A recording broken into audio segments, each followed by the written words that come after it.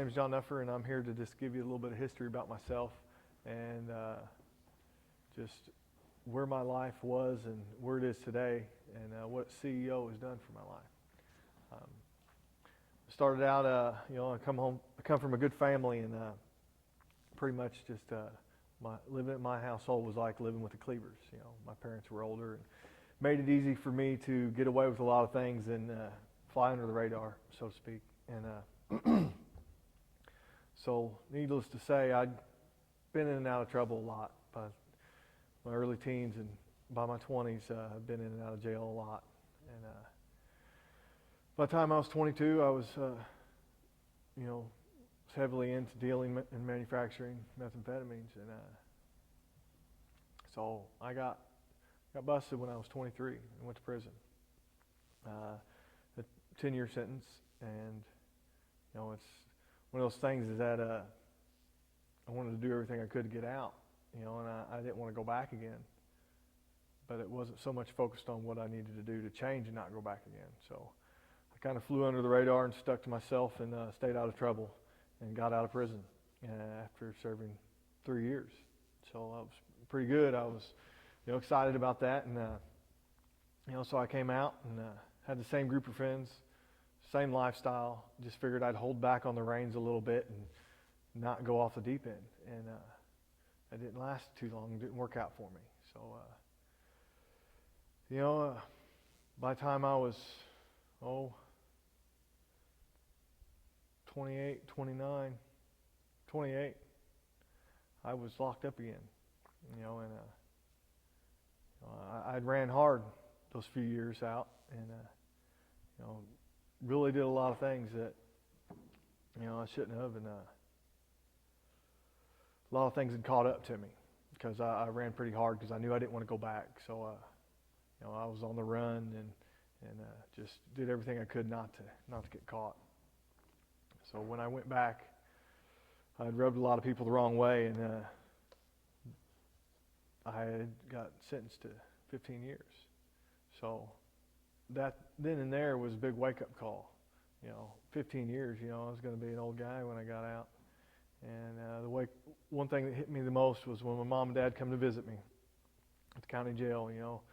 They've always been there for me, always bailed me out, no matter what. I was the baby of the family. And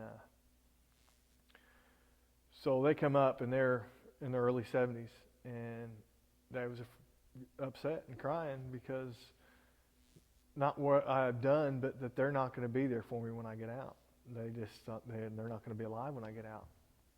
And that was a wake-up call for me. They was worried about who's going to be there for me when I get out, and what was I going to do, because I always fell back on them. Every time I failed and stumbled, I had mom and dad to pick me up. I worked for my father. Who was I going to work for? Never had another job except working construction for my father. And so that was a big wake-up call. And right then and there, I decided, and I knew that I needed to do everything I could to change who I was and become the person I was brought up to be, and quit making the choices that I had made that I thought were my choices. So, right then and there, that was a starting point for me, and I started to pray. I never prayed before, really. I had a false stereotype of what I thought Christians were, and I always felt lower than them, and I felt that I was even lower than them. So, I couldn't be one of them. So why try? And then, but I started praying and reading the Daily Bread a lot. And then when I got to prison, I got in, wanted to do everything I could.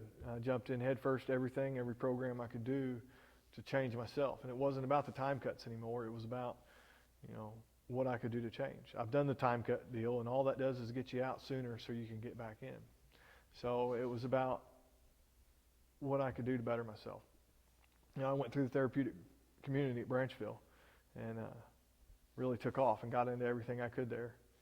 And there was a program there that was a prison ministry, Kairos, that I'd heard about, and to be honest, I had signed up that wanted to go because I heard the food that they fed you, and the food wasn't good there. So, the way the man's heart's through his belly, I guess. So I signed up for that, and I went, and that was a turning point in my life.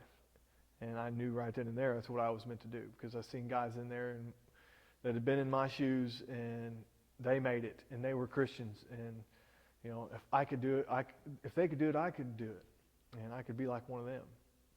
It wasn't out of my reach. There was a guy there that I used to deal with, back when I was dealing, and he had changed. If he could do it, I could do it. So I knew that's what I wanted to be. I went through that program, and before I was done, I had grown a lot spiritually. I was on fire. I was changing, and I could feel it. And I didn't know what I was going to do. I had all this time ahead of me, and now I went through this program. What was I going to do now? Am I going to sit stagnant and hope I can apply everything I learned, 7 or 8 years from now when I get out? I didn't know what to do. So, something laid on my heart to write to Judge Trotman. And I didn't have him as my sentencing judge, but I heard about the program that he had, and I wish I could be a part of something like that. And I heard what he was doing with people in their lives. So out on a whim, I prayed about it, and I wrote him a letter and just told him where I was in my life, and told him about the Kairos and the program and where I was. Just told him my story like I'm telling you, and asked him, if there's any suggestions, anything that I could do to continue my growth, because I didn't want to sit stagnant. I wanted to continue moving forward, and I didn't know if anything would ever come of it. You hear people writing letters all the time. And a couple of months went by, and they called me into the office and said, did you write to Judge? And I said, yes, I did. And I didn't know if I was in trouble or not or whatever. And they said, well, he called and said that when you finish this program, you're to go home and do his drug court program. So I ended up serving 3 years on a 15-year sentence. And I just couldn't believe it. I was shocked. I didn't know what to do, what to think. I was like, something isn't right here. There's a loophole somewhere, and somebody's going to stop this. And but it didn't. I got out and I did the drug court program. And I developed a mentor through Kairos, and then and through him I brought out to this church at Simpsons, and they were involved in Churches of Bracing Defenders. And I had to run in with Churches of Bracing Defenders several years back when I was trying to make myself look better for court. And I got involved with the program and didn't follow through with it, and because it was about the wrong reasons. So this time, my mentor and then my soon-to-be sponsor was involved in Churches of Bracing Defenders. And so I come out now to a church group, and I had a church family, and my parents were involved with a small group here at this church from my interaction with the guys at Kairos. All this started coming about. So then I'm in the same small group with my parents and the guys from Kairos who are also involved in Churches of Bracing Defenders, and this is my home group. And throughout this, I decided, I want to start something. I want to finish something that I started, and I want to get back in CEO. I was doing drug court, and that's a lot to take on, but I wanted to continue growing like I asked, and that's what I wanted to do. Everything I could do to change and grow and continue my spiritual growth and get geared up because I knew that Kairos was something that I wanted to do. Why? Because I can take every wrong that I've ever done and use it to relate to someone else who's done the same wrongs and show them that it can be done by someone like us. And I knew that's what I was being called to do. So I got involved with Churches of Bracing Defenders. I went through the program and I finished it. And I developed a relationship with my sponsor through that program to where we became best friends, and we're best friends today.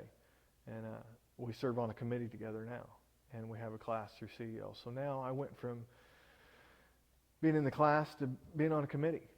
And so now every Sunday I meet with someone else who was just like me. And so I get to be on the other end of things. And it's awesome the way God has worked in my life through this program. And here I am. It still blows my mind sometimes to just look at where I was and where I'm at today. Now with my involvement with CEO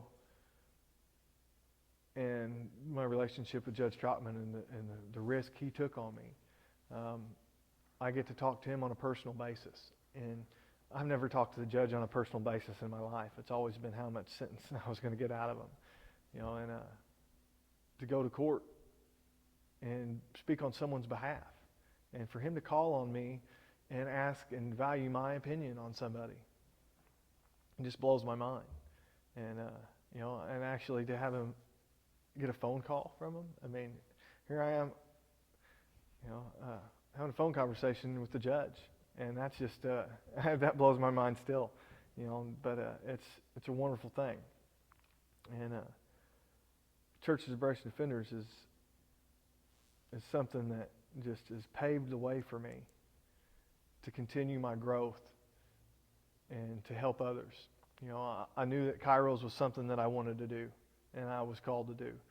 But you can only do that twice. It only happens twice a year. But Churches of Bracing Defenders is every day. I can do this every day.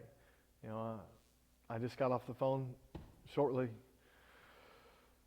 while ago with the guy I mentor, and he's calling me to wish me luck and see how my day's going, and then that's something special. I get to see him grow, and that's what it's all about, and it's also, it takes the 12 steps and applies the biblical principles,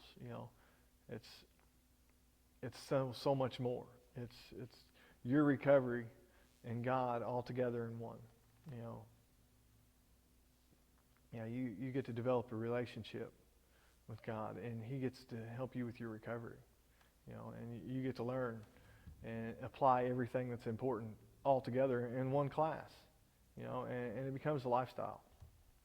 It's really something special to be able to go down the road that I went down and be on the whole other end of things, and give back, and instead of being a negative influence and leading people down the long road and just being a negative influence on people, that I can be a positive influence. I had a reputation, before, and people can see that and say, like, I know what he used to be, and if he can do it, it gives them hope. It's something I really look forward to, being able to go back into the prisons and carry this message and my testimony. And that's been a dream of mine since I went through Kairos, and through all this and the help of this it's a Christian community that everybody's there for, and that you're a church family now. But they've been there and they've helped me along the way and helped me find the things to keep me going. Whether it's Churches of Bracing Defenders, Trace Diaz, all these things that I could have stayed involved with to keep this fire going. And it's now in October I'm going back into the prison, through a different gate, and I get to leave, but I get to go in and serve on a weekend. So it's really special to be able to do this.